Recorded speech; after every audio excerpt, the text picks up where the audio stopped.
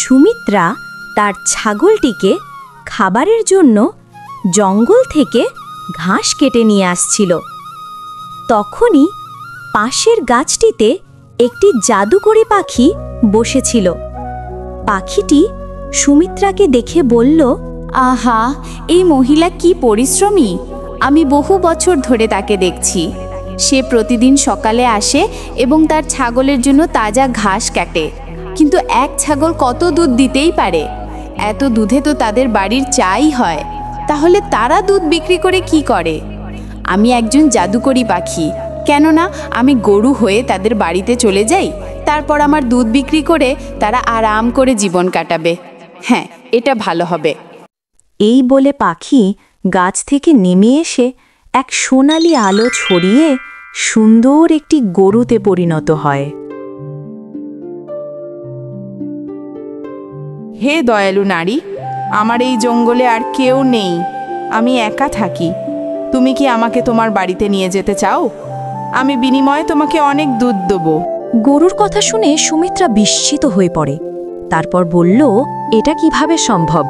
আমি অচেতন কিছু দেখতে পাচ্ছি না তো। এই গরুটি তো কথা বলছে। সব ঠিক আছে, প্রথমে তুমি বলো তুমি কিভাবে কথা বলছো। আমি তো কোনো গরুকে মানুষের কণ্ঠে বলতেও দেখিনি। আসলে আমি এক জাদুকরি গরু, তাই আমি মানুষের মতো বলতে পারি, তাদের কথা বুঝতে পারি। তাই বলছি, তুমি আমাকে তোমার বাড়িতে নিয়ে যাও এবং সকালে সন্ধ্যায় আমার জন্য ঘাস কেটে দাও। আমি তোমাকে প্রচুর দুধ দেব। তুমি সেটা বিক্রি করে তোমার জীবিকা আরামে চালাতে পারবে। এক ছাগল দিয়ে তো তোমার কোনো বড় উপার্জনই হচ্ছিল না। গরুর কথায় সুমিত্রা খুবই খুশি হলো। জাদুকরি গরু, তুমি সত্যই বলছো? যদি এভাবে হয় তো আমাদের সব সমস্যা সমাধান হয়ে যাবে। যদি ঠিক থাকে তুমি চলো আমার সঙ্গে। সুমিত্রা ওই গরুটিকে নিয়ে বাড়ি যাওয়ার জন্য রওনা দিল।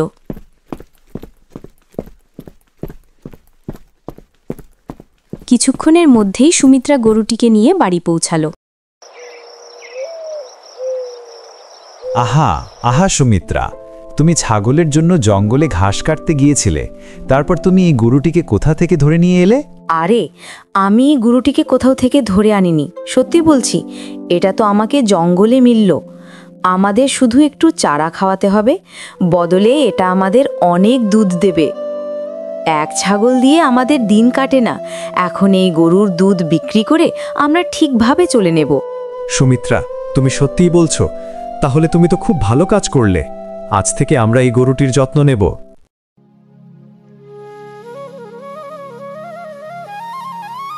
সেই দিন থেকে তারা প্রতিদিন গরুর জন্য জঙ্গল থেকে তাজা ঘাস কেটে আনতে লাগলো। এইভাবে দিন কেটে গেল।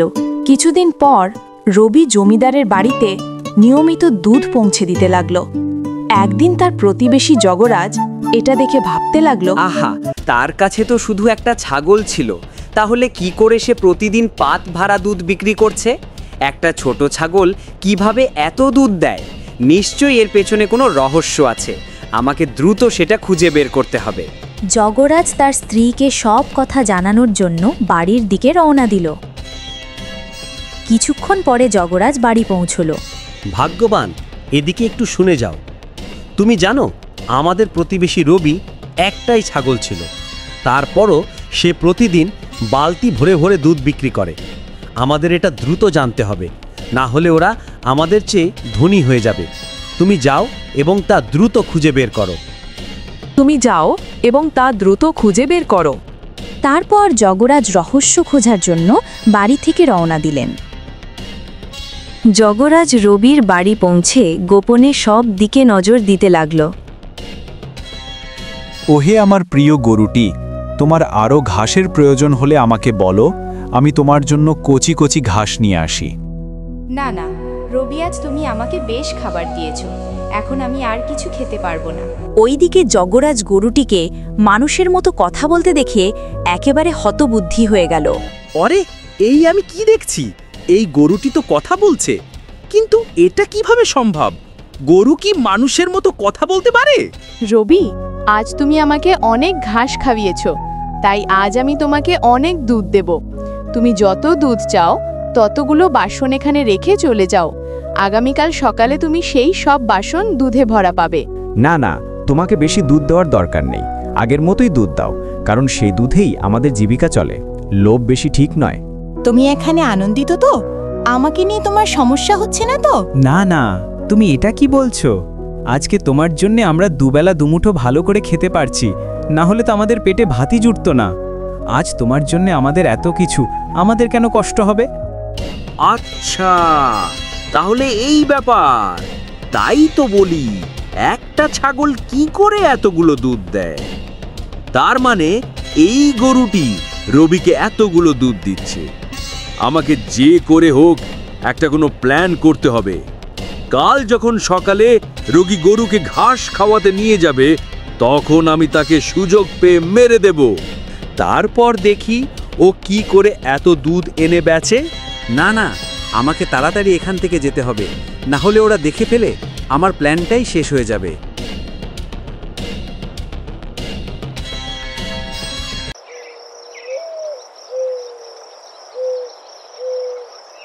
আমি কপিলাকে নিয়ে জঙ্গলে ঘাস খেতে নিয়ে যাচ্ছি।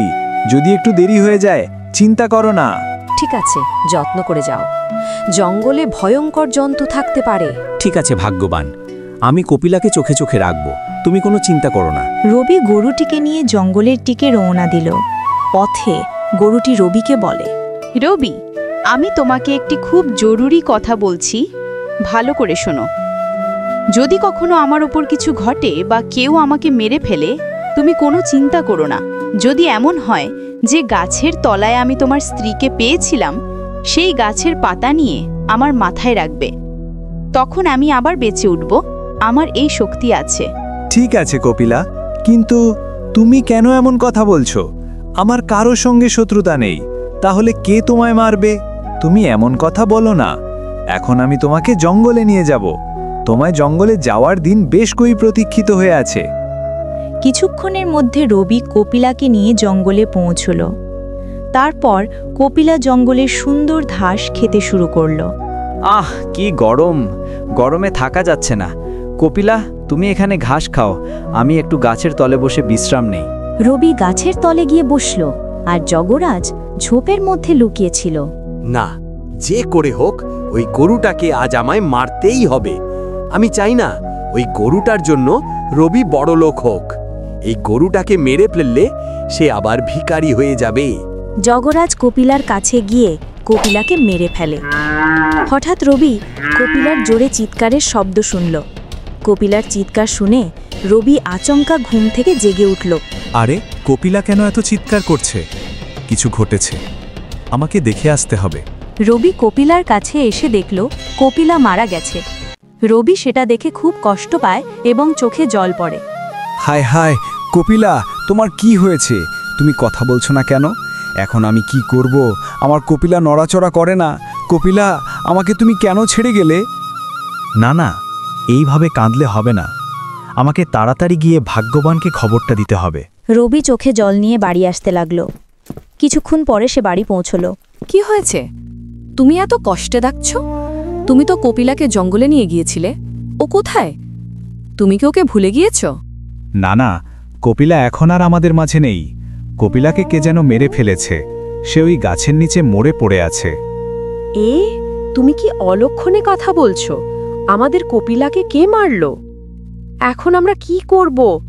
আমার কপিলা কি আমার কাছে কখনো ফিরে আসবে না? তুমি পুরো কাহিনী আমাকে বলো। আমি কপিলাকে চড়াতে বনে নিয়ে গিয়েছিলাম। হঠাৎ কপিলা ভয়ানক চিৎকার করে উঠল। আমি গিয়ে দেখলাম কপিলা মরে পড়ে আছে। সুমিত্রা শুনে হারিয়ে পড়ল। ও কাঁদতে লাগল। না না, এটা কিভাবে হলো? আমাদের মতো গরিবদের সাথে ধর্মহীনতা কেন? ওটাই তো আমাদের একমাত্র উপার্জন। এখন কি হবে? ভাগ্যবান, তুমি চিন্তা করো না। কপিলা আবার জীবিত হয়ে উঠতে পারে। আমি জানি তার রহস্য। আমার কপিলা আবার জীবিত হতে পারবে? বলো, আমাকে বলো, আমার কপিলা কিভাবে জীবিত হবে? আমি আবার জঙ্গলে ফিরে যাচ্ছি। আমি ফিরে এসে সব বলবো। ঠিক আছে, কিন্তু জঙ্গলে সাবধানে যাবে। জঙ্গলে বিপদ আসতে পারে, সাবধানে যাবে। ঠিক আছে ভাগ্যবান, তুমি কোনো চিন্তা করো না। আমি সাবধানে যাব এবং কপিলাকে সাথে নিয়ে আসব। তুমি ঈশ্বরের কাছে প্রার্থনা করো। তারপর রবি সেই গাছের পাতা খুঁজতে জঙ্গলের দিকে রওনা দিল আর ভাগ্যবান ঈশ্বরের কাছে প্রার্থনা করতে লাগল। হে ঈশ্বর, আমরা তো কখনো কোনো দিনও কারোর ক্ষতি করিনি, তাহলে আমাদের সাথে কেন এমন হচ্ছে? হে ঈশ্বর, আমার কপিলাকে সুস্থ করে দাও। রবি জঙ্গলে গিয়ে সেই গাছের কাছে পৌঁছল যেই গাছের নিচে সুমিত্রা প্রথমে সেই জাদুকরী গরুটিকে পেয়েছিল। হ্যাঁ, এটাই সেই গাছ। এখন আমাকে দ্রুত ওই গাছের পাতা ভেঙে কপিলার মাথায় রাখতে হবে। রবি গাছ থেকে পাতা ভেঙে কপিলার কাছে গেল এবং পাতাগুলো তার মাথায় রাখল। কিছুক্ষণের মধ্যে এক তীব্র আলোর সঙ্গে গরুটি জীবিত হয়ে ওঠে এবং নিজের পায়ে দাঁড়িয়ে পড়ল। সেটা দেখে রবি খুব খুশি হল। ওহ, আমার প্রিয় গরু, তুমি বেঁচে উঠেছ। তোমাকে ছাড়া আমার ভালো লাগছিল না। এখন তুমি আর দুঃখ করো না, আমি ফিরে এসেছি। চলো আমরা বাড়ি যাই। রবি গরুটিকে নিয়ে বাড়ি চলে গেল এবং স্ত্রীকে সব বলল। সুমিত্রা শুনে খুশি হয়ে বলল, ওরে আমার প্রিয় গরু, তোমাকে না পেয়ে আমরা খুব কষ্টে ছিলাম। এখন আর তোমার কিছু হতে দেব না, তুমি আগের মতোই ঠিক হয়ে যাবে। আজ থেকে তোমাকে আমরা ঘাবলি বলে ডাকব। আচ্ছা, বাড়িতে খাওয়ার মতো কিছু নেই এবং আমাদের কাছে টাকাও নেই, এখন আমরা কি করব? সুমিত্রার কথা শুনে গরুটি বলল, রবি, টাকার চিন্তা করো না, ভেতর থেকে একটা হাঁড়ি নিয়ে এসো, আমি তোমাদের অনেক দুধ দেব। না, বেশি দুধ দরকার নেই। আগে যতটুক দুধ দিয়েছ ততটুকুই দাও, আমাদের জন্য সেটাও অনেক। রবি হাঁড়ি আনতে গেল এবং হাঁড়িটি গরুটির কাছে রেখে দিল। এক চমৎকার সোনালি আলো ছড়িয়ে হাঁড়ি দুধে ভরে গেল। অদ্ভুত, ধবলির দুধ খুব ঘনীভূত, কিন্তু ধবলিকে এখনো ঘাস দিতে হবে। ঘাস তো নেই, ধবলি কি খাবে? তুমি কেন চিন্তা করছো? আমাদের বাসায় তো একটি কলা গাছ আছে, ওটাই এনে দাও। দুধ দিয়ে আমি একটু ক্লান্ত, আমার একটু বিশ্রাম দরকার, আমি একটু বিশ্রাম করব। তখনই জগরাজ ফিরে এসে দেখল, আরে, আমি তো এই গরুটিকে জঙ্গলে মেরে ফেলেছি, তাহলে গরুটি কিভাবে আবার জীবিত হলো? আমি তো কিছুতেই বুঝতেই পারছি না। এখন আমাকে দ্রুত কিছু ভাবতে হবে। ঠিক আছে, ভাগ্যবান, আমি জমিদারের বাড়িতে দুধ দিতে যাচ্ছি, সন্ধ্যায় ফিরব। কিছুক্ষণ পরেই রবি দুধ নিয়ে জমিদারের বাড়ির দিকে রওনা দিল। যেতে যেতে রাস্তায় জঙ্গল পড়ল। জঙ্গলের মধ্যে গিয়ে দেখল একটা বুড়ি নারী তার ঘরের সামনে খাটে বসে কাঁদছিল। রবি তার কাছে গিয়ে জিজ্ঞেস করল, কি হলো বুড়িমা, তুমি কাঁদছো কেন? যদি কোনো সমস্যা থাকে বলো, আমি সাহায্য করতে পারি। বাবা, গত 2 দিন থেকে আমি কিছুই খাইনি, খুব ক্ষুধা লেগেছে। তুমি যদি আমাকে খেতে দাও তাহলে ভালো হবে। রবি বুড়ি মায়ের কথা শুনে দুঃখ পেল। এই দুনিয়ায় সবাই কোনো না কোনো কষ্ট সহ্য করে। বাবা, তুমি কি কোনো চিন্তা করছো? কিছু না বুড়িমা, বুড়ো হলে বুক চিরে বেশি ক্ষুধা ও পিপাসা লাগে। আচ্ছা বুড়িমা, তোমার কি ছেলে মেয়ে কেউ নেই? যদি থাকে তাহলে তারা সবাই কোথায়? আমার 3 বউ আর ছেলে ছিল, তারা সবাই আমাকে বয়সে ত্যাগ করে কাজে বাইরে চলে গেছে, একবারও খোঁজ খবর করে না। আহারে, কি নিষ্ঠুর মানুষ এইভাবে একটা বুড়া মানুষকে ফেলে রেখেছে, একবারও খোঁজ খবর নিতে আসে না। ঠিক আছে, আমি আপনাকে কিছু দুধ দিচ্ছি, এই দুধ খেয়ে আপনি কিছুদিন জন্য আরামে থাকিতে পারবেন। রবি বুড়িমাকে দুধ দিল এবং বাকি দুধ নিয়ে জমিদারের বাড়ির দিকে রওনা দিল। কিছু পরে রবি জমিদারের বাড়িতে পৌঁছল। জমিদার বাবু, আমি আপনার জন্য একদম পবিত্র ও তাজা দুধ নিয়ে এসেছি। ভিতর থেকে কেহ বলল, হ্যাঁ হ্যাঁ, অপেক্ষা করো রবি, আসছি। কিছুক্ষণ পর জমিদারও বাইরে চলে এলেন। আহা, রবি, অনেক দিন পরে তুমি দুধ এনেছো। এতদিন তুমি কোথায় ছিলে? কোনো সমস্যা হয়নি তো? না না, কোনো সমস্যা নেই। আমার গরুটি কিছুদিন অসুস্থ ছিল, কিন্তু এখন সব ঠিক। আজ থেকে প্রতিদিন আমি দুধ নিয়ে আসব। রবি জবাব দিয়ে কিছু কথা ঢেকে রাখল যাতে জমিদার সত্য কথাটা জানতে না পারে।